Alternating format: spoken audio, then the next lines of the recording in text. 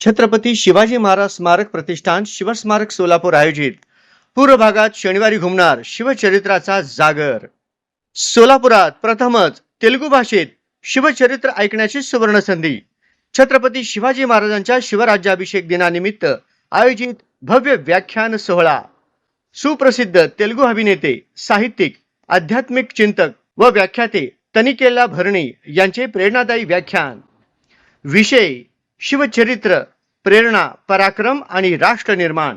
दिनांक 27 जून 2026 रोजी शनिवारी सायंकाळी 6 वाजता।